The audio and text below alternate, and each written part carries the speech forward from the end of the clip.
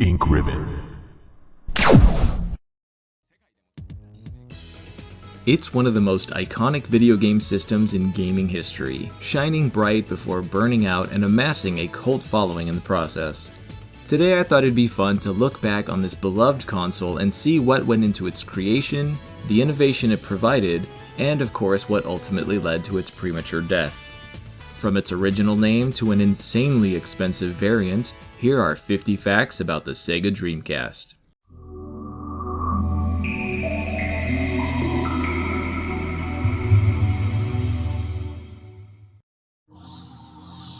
The Sega Dreamcast was released on November 27, 1998 in Japan, and almost 1 year later, it was released in other countries, with the US having the iconic release date of 9999 and October 14th in Europe. Sega released a total of 9 consoles, with the Dreamcast being the final one, but technically not, since they released a 10th console in 2005 called the Advanced Pico Bina, which was an educational game system for kids. On launch, the Dreamcast retailed for $199.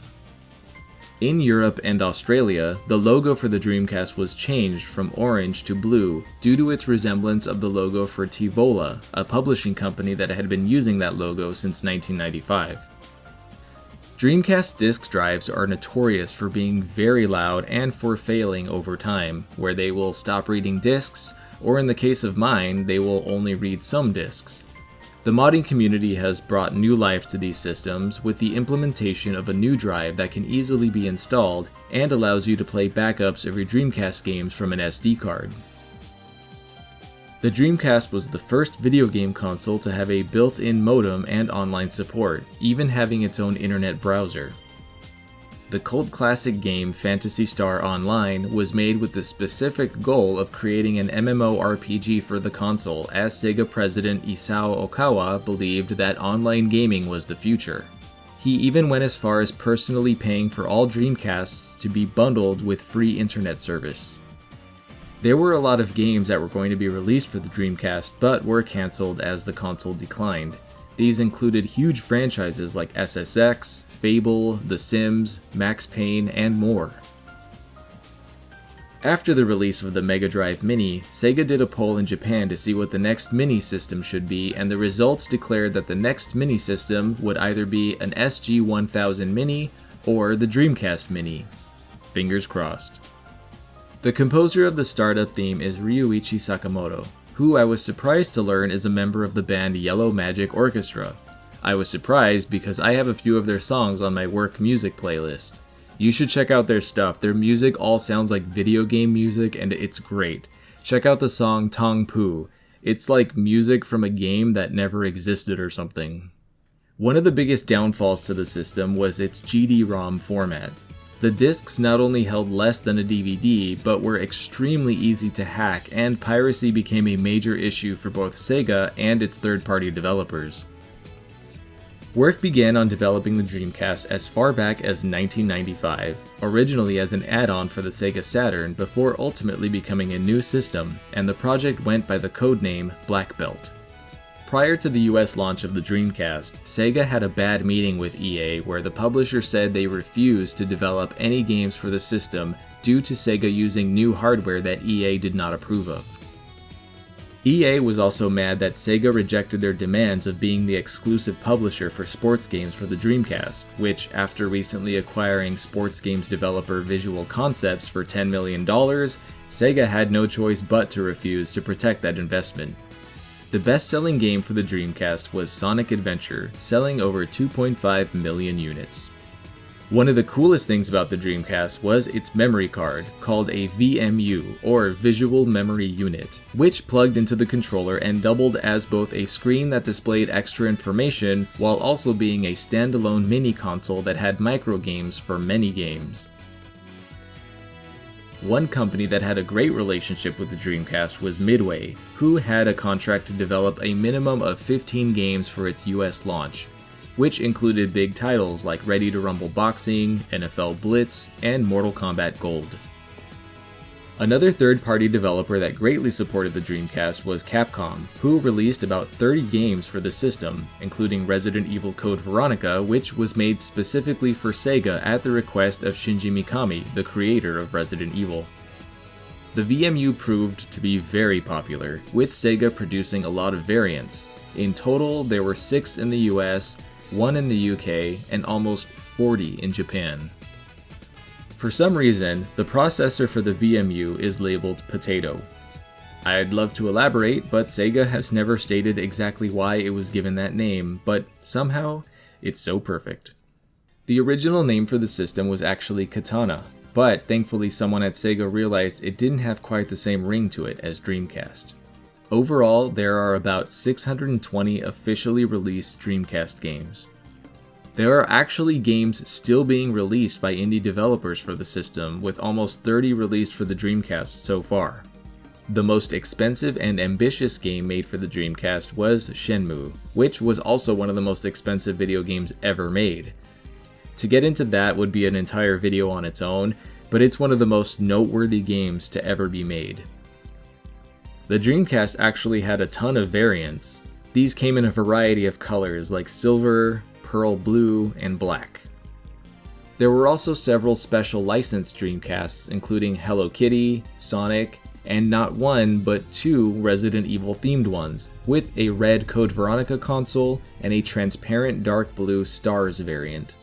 The most unique Dreamcast is the Drivers 2000 CX-1, which has a Dreamcast built into a cool little TV shaped kind of like Sonic. I went on eBay to see if any were for sale, and found one for almost $30,000. Before the GameCube had the Game Boy Advance link cable, the Dreamcast was able to connect to SNK's Neo Geo Pocket.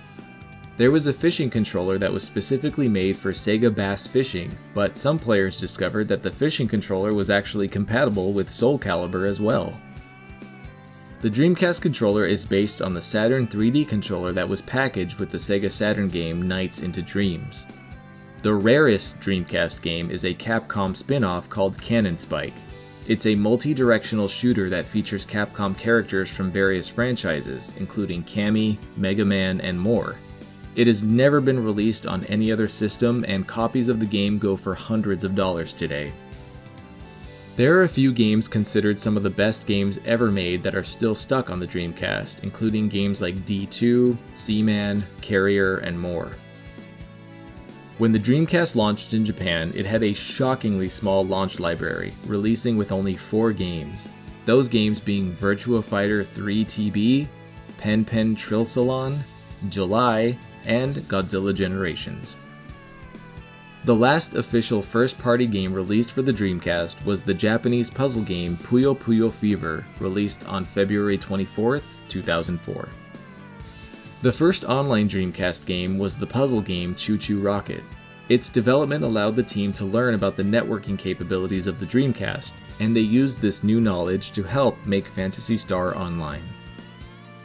In the UK, there was one bizarre incident where on launch day at midnight, a man was robbed and repeatedly stabbed by a 16-year-old girl who then stole his Dreamcast.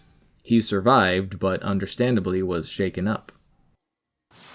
The Dreamcast hardware was based on Sega's arcade system called Naomi, which used the backronym New Arcade Operation Machine Idea. The Dreamcast actually has VGA capability, allowing you to easily plug it into a computer monitor, though it's worth noting that not all games actually support VGA. One game that has gained a cult following is the game Seaman, which, by using a microphone peripheral, you are able to raise and eventually talk to a weird underwater creature who is voiced by Leonard Nimoy. While it wasn't a big hit in the West, it was actually a huge hit in Japan, being the 3rd best-selling Dreamcast game of all time. The Dreamcast has become heavily associated with the Y2K and Futuger Aero aesthetics for both the graphics it had and the system itself. The name Dreamcast came from a public contest that got over 5,000 entries and is a combination of the words dream and broadcast. The 2 biggest reasons attributed to the failure of the Dreamcast were the anticipation and release of the PS2 and the lack of advertising and marketing in the US. There was also the fact that online gaming on consoles was so new that it was very difficult to market. There was a camera peripheral called the Dream Eye, which allowed users to video and voice chat as well as send photos. This was sold only in Japan. Anyone who has ever owned a Dreamcast can tell you that when loading from disk, it is ridiculously loud.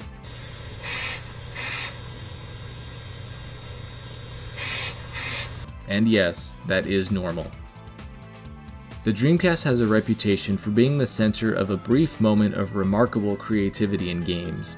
There were so many games with unique gameplay designs like Roomania, where you orchestrate a guy in an apartment to do things, Rez, which was intended to simulate the effects of synesthesia, taking House of the Dead and converting it into Typing of the Dead using a full keyboard, and much, much more.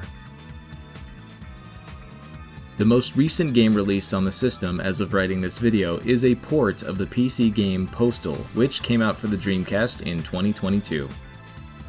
One of the reasons the loss of the Dreamcast was so significant to the gaming world was due to it also being the death of arcade game culture, as most of the games were known for being daring and adventurous, as well as the failure of the Dreamcast being responsible for Sega closing 246 of their arcades.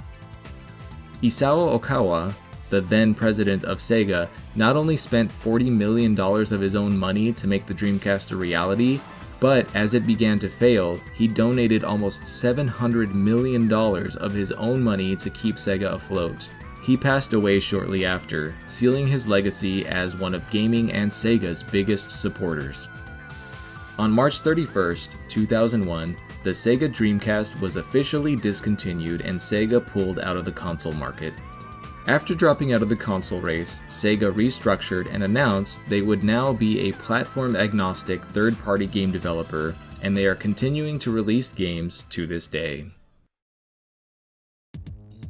And that's it for this video. I hope you enjoyed learning about this amazing console. I was so happy to make this video and just learn about all this stuff because the Dreamcast is still one of my favorite systems, and it was fun to learn about its history and its quirks. If you learned something new, then hit that like button before the PS2 does, and be sure to check out my other facts videos just like this one.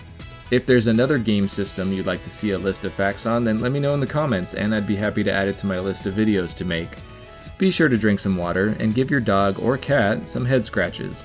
Until next time, I'm Kai Morgan, and as always, thanks for watching Ink Ribbon. And a very special thank you to all of my Patreon supporters and YouTube members. Your extra support means the world to me and helps me keep making content for you guys.